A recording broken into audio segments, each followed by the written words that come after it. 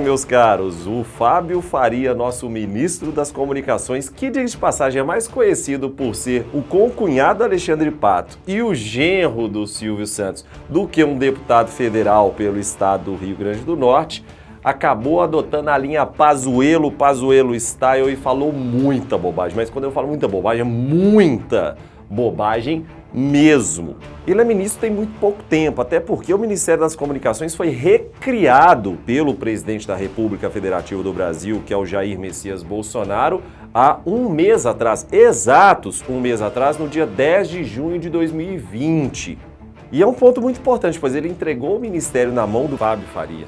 E eu não vou usar o argumento ad hominem clássico contra o Fábio Faria, dizendo que ele gastou dinheiro público do povo brasileiro, emitindo bilhetes de passagens aéreas para Adriane Galisteu, na época que era a namorada dele, para Kaique Brito, Stephanie Brito, Samara Filippo, para eles poderem participar de um carnaval fora de época que ele organizou lá no Rio Grande do Norte. Mas não, eu não vou usar o argumento ad hominem, prometo. Eu vou utilizar o argumento simples do tamanho, da nababesca bobagem que ele falou. Dá uma olhada nesse vídeo.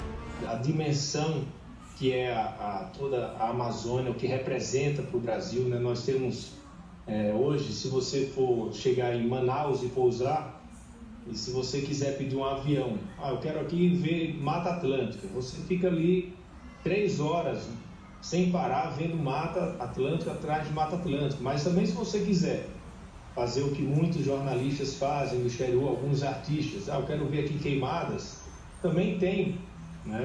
Ele vai mostrar ali a região onde tem algumas queimadas, que no total da Amazônia 87%, nós temos 87% de Mata Atlântica e 13% de queimadas. Então, assim, a ministra da Agricultura, Tereza Cristina, e o sinal saiu muito bem também na reunião, ela mostrou que o nosso agronegócio ele não precisa da Amazônia, né? Nem a soja, onde é produzida a soja, todas as atividades principais da agricultura, enfim, plantações, enfim, tudo que o Brasil produz e exporta não entra na região da Amazônia. Isso eles não sabiam. Então, basicamente, o que ele falou aqui está tudo errado do começo até o final. Então, para você, ministro, que não conhece a Amazônia, eu vou te mostrar uma imagem de drone da Amazônia, bem legal, como você pode reparar aí, bonito, né? A floresta ombrófila densa, a floresta equatorial, uma floresta pluvial, mas também agora eu vou mostrar uma imagem de drone da Mata Atlântica, porque é importante a gente comparar, né? E diga-se de passagem, ministro, essa imagem que você está vendo aí agora é uma imagem belíssima de uma expedição recente que nós aqui da equipe Terra Negra fizemos, chamada Expedição Mercosul, e inclusive, já que você está na frente agora do Ministério das Comunicações, poderia gerar uma verbazinha, já que tem verba lá para Carnaval Temporão e no Rio Grande do Norte, pode ter verba para divulgar conteúdo de qualidade, como a gente aqui no Terra Negra faz há 5 anos na internet, viajando, produzindo em loco, desenvolvendo um ótimo conteúdo com muito rigor científico. Então dá uma ajudinha pra gente aí, vai? E aí uma pessoa que é um pouco mais desavisada pode ser levada a crer e falar assim, Vitinho, mas olha só, eu olhei as duas imagens e eu não consegui identificar uma diferença tão grande.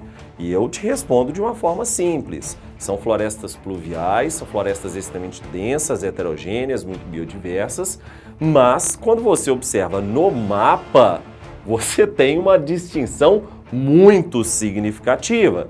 E um outro ponto muito importante, e que é o mais importante de todos, eu não estou aqui para julgar um equívoco básico geográfico, não, muito pelo contrário.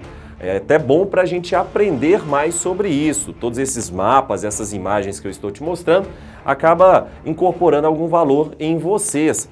O que eu estou falando aqui é que tanto a Mata Atlântica quanto a Floresta Amazônica possuem valores como patrimônio do brasileiro. Então é um patrimônio histórico do nosso país, é um patrimônio econômico do nosso país e é um patrimônio social dos nossos cidadãos.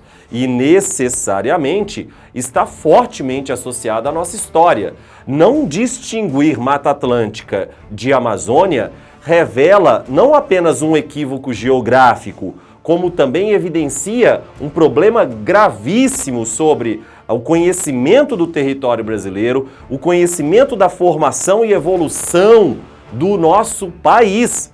E por isso fica muito incompatível o cargo de ministro das Comunicações com alguém que demonstrou profundo desconhecimento sobre o que é o Brasil e, portanto, essa pasta, que é uma pasta fundamental dentro dos ministérios, não deveria ser exercida por uma pessoa que demonstra tamanho desconhecimento em relação ao nosso país. E uma outra coisa que me choca nessa história toda é a gente pensar que ele citou 87% é Amazônia e 13% é queimadas. Então, pela lógica, eu acho que essa fala foi extremamente infeliz porque está associada justamente a um contexto que o nosso ministro do Meio Ambiente disse isso. Isso precisa ter um esforço nosso aqui, enquanto estamos nesse momento de tranquilidade no aspecto de cobertura de imprensa, porque só fala de Covid, e ir passando a boiada, e mudando todo o regramento, e simplificando normas, de IFAM, de Ministério da Agricultura, de Ministério do Meio Ambiente, de Ministério disso, de Ministério daquilo. Agora é a hora de unir esforços para dar de baseada a simplificação de regulatório que nós precisamos. E esse tipo de narrativa é muito perigosa, porque a partir do momento que a gente dessensibiliza a população com a gravidade que é o avanço das queimadas e do desmatamento em direção à Amazônia, e também, evidentemente, vale a pena a gente citar o riquíssimo patrimônio genético que nós estamos perdendo de forma deliberada no Cerrado, na Caatinga, na Mata Atlântica, nas Araucárias, no bioma dos Pampas e no Pantanal. Há também de se colocar aí os manguezais, restingas e a Mata dos Cocais com grandes destaques e, sim, protetores de uma riqueza e de uma heterogeneidade da biodiversidade e da geodiversidade brasileira. E essas narrativas dos nossos ministros são extremamente perigosas, porque elas não conseguem encaixar num discurso internacional que valoriza o desenvolvimento sustentável. Haja vista que, para você não acreditar que eu sou um ecochato, como é comumente dito nas interwebs, o grande lance é: o Brasil conseguiu fechar um acordo de constituição de uma zona de livre comércio entre o Mercosul, na verdade, e a União Europeia. Só que esse acordo não vai para frente em função da exigência de procedência ambiental que basicamente o mundo possui. O selo verde, a procedência ambiental, de que essa soja efetivamente não foi um produto do desmatamento da Amazônia, que o produto do agronegócio brasileiro não veio necessariamente do desmatamento da floresta amazônica. E é esse o grande ponto. Se a gente não se encaixa com o modelo internacionalmente aceito de desenvolvimento sustentável, de comprometimento dos países em relação ao Acordo de Paris, é evidente que nós vamos perder economicamente. Então, não é algo apenas relativo a ser um ecochato, protetor das borboletas do Afeganistão. Eu estou falando que os nossos ministros são incompetentes para exercer o cargo que eles possuem, pois eles representam um dano à imagem, sim, do Brasil no exterior, e esse dano se traduz em perdas econômicas para o nosso país. Desde o período da ditadura militar no nosso país, nós não paramos, nós não cessamos o desmatamento na floresta amazônica. Não se esqueçam que momentos áureos e ótimos, excepcionais para a preservação ambiental do nosso país, como por exemplo, quando a ministra do Meio Ambiente, a Marina Silva, conseguiu promover políticas muito eficazes, a Câmara dos Deputados do nosso país, juntamente com o Senado, e foi evidentemente chancelado também pelo Poder Executivo, mas eles flexibilizaram a preservação ambiental brasileira, formando o novo Código Florestal, mudaram a regra do jogo, porque agora o Brasil tinha políticas eficazes de combate ao desmatamento. E é só mudar a regra do jogo, como, por exemplo, o ministro Ricardo Salles está querendo fazer nesse momento de pandemia.